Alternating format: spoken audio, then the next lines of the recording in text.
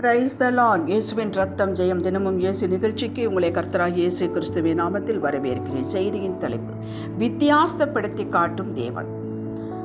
ஆதார வசனம் 2 ராஜாக்கள் 6ஆம் அதிகாரம் 16வது வசனம். அதற்கு அவன், பயப்படாதே, அவர்களோடு இருக்கிறவர்களை பார்க்கல நம்மோடு இருக்கிறவர்கள் அதிகம்.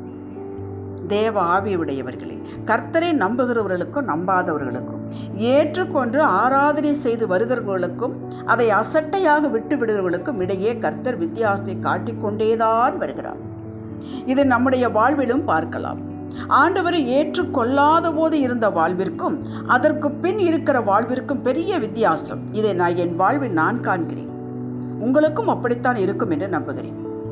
ஆம், கர்த்தர் பாரபட்சமற்றவர். இங்கே மேற்கண்ட வசனத்தில் சீரிய இராணுவத்திற்கும் தேவனுடைய இராணுவத்திற்கும் உள்ள வித்தியாசத்தை பார்க்கிறோம்.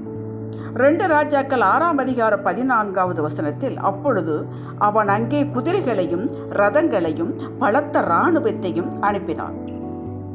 அவர்கள் ராக்காலத்தில் வந்து பட்டணத்தை வளைந்து கொண்டார்கள். எதற்காக? எலிசாவை பிடித்து வருவதற்காக. எலிசாவின் வேலைக்காரன் இதை கண்டான், பயந்தான். ஒரு மனிதனை பிடித்து வர இவ்வளவு பெரிய பட்டாளம். எலிசா பயப்படவில்லை. வேலைக்காரன் பார்க்கும்படி தேவனிடம் விண்ணப்பம் பண்ணுகிறான். எதை? தேவனுடைய ஆர்மியை. இதோ எலிசாவை சுற்றிலும் அக்கினிமயமான குதிரைகளும் ரதங்களும் அந்த மலை நிறைந்திருக்கிறதை வேலைக்காரன் கண்டான். சீரிய இராணுவம் செலக்ட் பண்ணி ட்ரைனிங் கொடுத்து வலிமையானது என்று ப்ரூஃப் ஆகி வந்தது. தேவ இராணுவம் இயற்கைக்கு அப்பாற்பட்டது. அங்கே 10,000 பேர்கள் நின்றார்கள் என்றால் இந்த எண்ணிக்கை குறைய வாய்ப்பு உண்டு. ஆனால் தேவனுடைய சேனை இயற்கைக்கு அப்பாற்பட்ட விதமாய் தேவைக்கு ஏற்ப பெருகும். நாம் எப்பேற்பட்ட தேவனை சேவிக்கிறோம் என்பதை இன்று சற்றே தியானியுங்கள். இந்த செய்தியை கேட்டு முடித்தவுடன், தேவனுடைய சேனை அக்கினிமயமானது. யார் கண்ணுக்கு தெரிய வேண்டுமோ அவர்கள் கண்ணுக்கு மட்டும்தான் தெரியும். சீரிய இராணுவத்தை எதை கொண்டு மறைக்கவே முடியாது. எதிரி கண்கள் காண சேனையை எதிர்க்க வந்தால், நம்மை எதிர்க்க வந்தால், காணக்கூடா தேவன் தனது காணக்கூடா ஆர்மியை அனுப்புவார். தமது தேவ தூதர்களை காற்றுகளாக செய்பவர். சங்கீதம் 104:4. மற்றவர்கள் கண்களுக்கு வெறும் காற்று, ஆனால் தம் பிள்ளைகளுக்கு பிரச்சனையிலிருந்து காப்பாற்ற நிர்பந்தம் வரும்போது அந்த காற்று தேவ தூதர்களாக தேவ பிள்ளையை சூழ்ந்து நிற்கிறார்கள். பெரிய விபத்து, கோர விபத்து, ஆண்டவரின் பிள்ளைகள் பெரும்பாலும் தப்பித்துக் கொள்கிறார்கள், தப்பி வைக்கப்படுகிறார்கள் என்றால் இதுதான். நீங்களும் நானும் நமது ஆவிக்குரிய கண்களால் இதை காண வேண்டும். ஆம், நம்மை சுற்றி தேவ தூதர்கள் உண்டு, பணிவிடை ஆவிகள் உண்டு, நம்புங்கள். பெரும் புயல், பெரும் வெள்ளம், காற்று அடித்து தேவ பிள்ளையின் குடும்பம் மரத்தின் கிளைகளில் மாட்டி தப்பி வைக்கப்பட்டார்கள். அவர்கள் மரத்தில் ஏறவில்லை. இப்படி சாட்சியை நான் கேள்விப்பட்டிருக்கிறேன். வித்தியாசம் காட்டும் தேவன் நமக்கும் மற்றவர்களுக்கும், அவரை நம்புவர்களுக்கும் நம்பாதவர்களுக்கும், அவரை சேவிப்பவர்களுக்கு சேவியாதவர்களுக்கும், அவருக்கு ஊழியம் செய்பவர்களுக்கு ஊழியம் செய்யாதவர்களுக்கும். 1 சாமுவேல் 17ஆம் அதிகாரம் 33வது வசனத்தில், தாவீது சிறு வயது உடையவன், கோலியாத்து ட்ரைனிங் எடுத்த யுத்த வீரன். தாவீது யுத்த காலத்தை கூட பார்த்தவன் இல்லை. தாவீதிடம் எந்த யுத்த ஆயுதங்களோ தப்பித்துக் கொள்ள கேடகமோ இல்லை.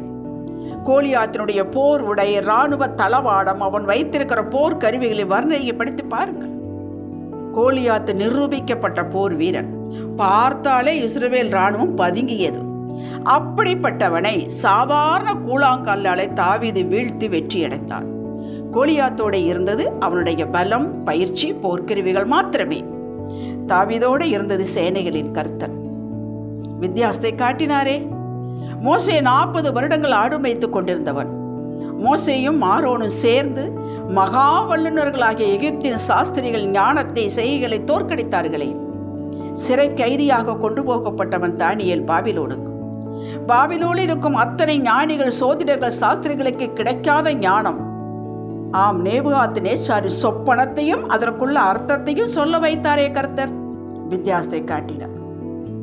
நீங்கள் எங்க வேண்டுமானாலும் போங்கள், அந்த இடத்துல ஒரு வித்தியாசம், நமக்கும் மற்றவர்களுக்கு ஒரு வித்தியாசத்தை காட்டுவார்.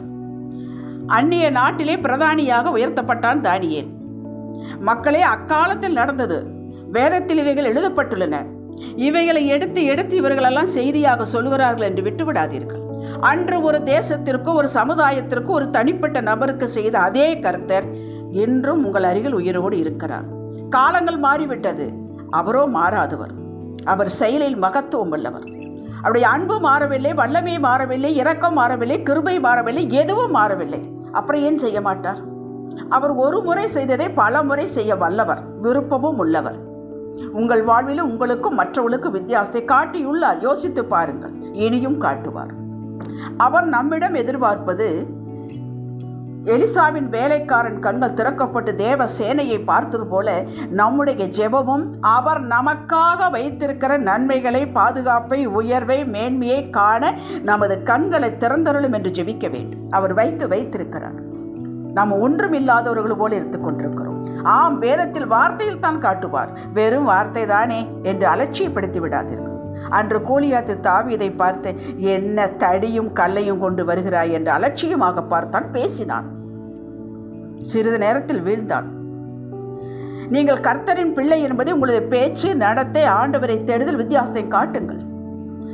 தேவ பிள்ளை என்ற அடையாளத்தை குடும்பத்தில், வேலை பார்க்கும் ஸ்தலத்தில், நட்பின் கூட்டத்தில் காட்டுங்கள். ஒரு நாளும் காட்டுங்கள். இங்கு போகிற இடமெல்லாம் காட்டுங்கள்.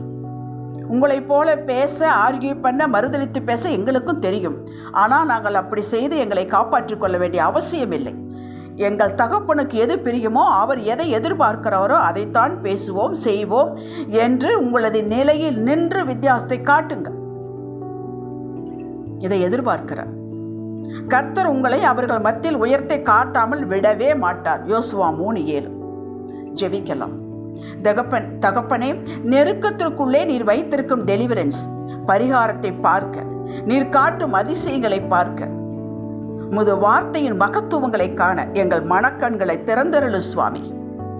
நாங்கள் உலகத்தார் போல அல்ல, உம்முடைய பிள்ளைகள் என்று காட்ட எங்களது பேச்சு, விசுவாசம், உண்மை, தன்மை, கீழ்ப்படிதல், தாழ்மை இவற்றை சாரம் ஏறியதாக இருக்கட்டும். இதற்கெல்லாம் உடைய கிருபையை நடத்துதல் வேண்டும். இயேசுவின் நாமத்தில் பிதாவே, ஆமேன். அல்லேலூயா.